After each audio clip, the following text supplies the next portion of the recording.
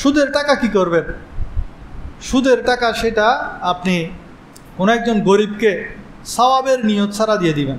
আপনি ব্যাংক থেকে সুদ পেয়েছেন, সেটা তো আপনিও খাবেন না, আপনি খেলেও হারাম হবে। এখন সেটা আপনার করণীয় কি? আপনি যদি ব্যাংকে বলেন যে আমি নিব না সুদ, তো ব্যাংকওয়ালা তারা সেটা কি করবে? ব্যাংকওয়ালা খেয়ে ফেলবে। তো আপনি কি করবেন? তাদের থেকে নিয়ে ফেলবেন, নিয়ে আপনি এই সুদের টাকাটা একজন গরিবকে, অসহায় মিসকিনকে সওয়াবের নিয়ত ছাড়া দিয়ে দিবেন। আমি 2000 সালে যে আমাদের চারিয়ার এখানে এক মসজিদে জুমা পড়াতাম, সেখানে এক লোক, উনি বেশ কিছু টাকা এই সুদের টাকা পেয়েছেন।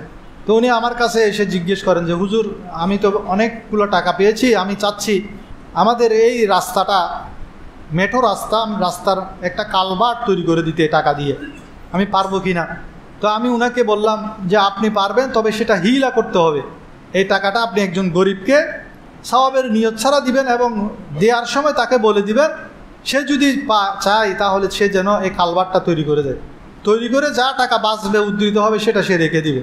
তো এটা উনি ফতোয়া জিজ্ঞেস করার পরে উনি এরপরে আমাকে একটা পকেট থেকে ফতোয়ার কাগজ একটা বের করে আমাকে দেখালেন যে হুজুর, আপনি যেই ফতোয়া দিয়েছেন হুবহু সেই ফতোয়া আমি অলরেডি নিয়ে আসছি। প্রত্যেকে হাঁটাদারি মাদ্রাসা থেকে। উনি আমাকে পরীক্ষা করছেন প্রথমে। তো সবার তো আবার সব কিছু জানা থাকে না, কিন্তু এই মাসালাটা আমার জানা ছিল, সেজন্য আমি বলেছি।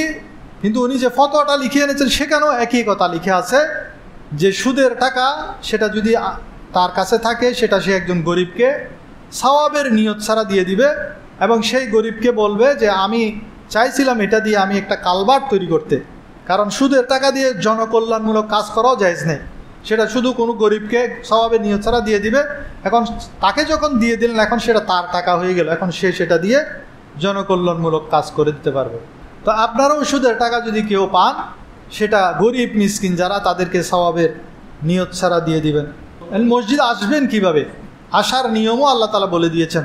আল্লাহ তাআলা বলেন সূরা আরাফের 31 নম্বর আয়াত, ইয়া বনি আদমা খুযু জিনাতাকুম ইনদা কুল্লি মসজিদ, হে বনি আদম, তোমরা প্রত্যেক নামাজের সময়, মসজিদে উপস্থিত হওয়ার সময় তোমরা সৌন্দর্যপূর্ণ পোশাক পরিধান করো।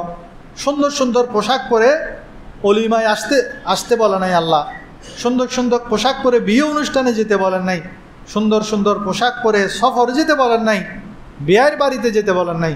সুন্দর পোশাক পরে আল্লাহ তাআলা মসজিদ আসতে বলেছেন। কিন্তু আল্লাহর সেই হুকুম আমরা মানি না। আমরা যেই কাপড়টা নোংরা, যেটা পরে বিয়ের বাড়িতে যাওয়া যাবে না, আত্মীয় স্বজনের বাড়িতে যাওয়া যাবে না, সেটা আয়রন করে সুন্দর করে বাস করে রেখে দিই। মসজিদে যখন আসবো তখন আমরা আয়রন ছাড়া, যেটা দিয়ে গামের দুর্গন্ধ, সারাদিন যেটা নিয়ে আমি অফিস করেছি, ব্যবসা করেছি, সেই দুর্গন্ধযুক্ত কাপড় পরিধান করে আমরা মসজিদে চলে আসি। অথচ আল্লাহ তাআলা বলছেন ইয়া বনি আদম খুযু জিনাতাকুম ইনদা কুল্লি মসজিদিন। ইমাম আজম আবু হানিফা রহমতুল্লাহ আলাইহি সবচেয়ে সুন্দর পোশাক যেটা, সেটা পরিধান করতেন, আমামা বাঁধতেন, খুশবু লাগাতেন, তারপর মসজিদে আসতেন। ওনাকে 5 ওয়াক্তে 5 বার এমন সাজগোজ করে মসজিদের মধ্যে আসতেন। ওনাকে প্রশ্ন করা হলো, তখন তিনি এই আয়াতটির কথা বললেন, সূরা আল আরাফের 31 নম্বর আয়াত, বলে যে এটা তো আল্লাহর হুকুম, আমি আল্লাহর হুকুম পালন করছি, সেজন্য যথাসাধ্য সবচেয়ে ভালো পোশাক যেটা, সেটা পরিধান করে মসজিদে আসার চেষ্টা করবেন। তাছাড়া আফসোসের বিষয়, আমাদের কিছু যুবক ভাইরা এদিকে জিন্সের প্যান্ট পরিধান করে আর এদিকে গেঞ্জি টি শার্ট পরিধান করে, যখন সেজদায় যায় তার সতর খুলে যায়। তো সতর খোলা থাকলে তার অজু ভেঙে যাবে। নামাজের মধ্যে সতর যদি খোলা থাকে 3 তসবিহ পরিমাণ, তার অজু ভেঙে যাচ্ছে, তো তার নামাজ তো হচ্ছে না। তো সেজন্য এমন পোশাক, ঢিলাঢালা পোশাক, যাতে সতর খুলে না যায়, এই ধরনের পোশাক পরিধান করে আমাদের মসজিদের মধ্যে আসার চেষ্টা করতে হবে। মসজিদের বিবিধ বিধান আছে আমরা যেগুলো জানি না। যেমন 1 নাম্বার হলো মসজিদের টাকা পয়সা, সেটা আপনি সওয়াবের নিয়তে চিন্তা করছেন, আমার মসজিদে তো অনেক টাকা আমি মাদ্রাসায় দিয়ে দিই, এটা জায়েজ হবে না। মসজিদের টাকা মাদ্রাসায় দেয়া জায়েজ হবে না। 2 নাম্বার হলো সুদের টাকা, হারামের টাকা মসজিদের মধ্যে ব্যয় করা জায়েজ হবে না।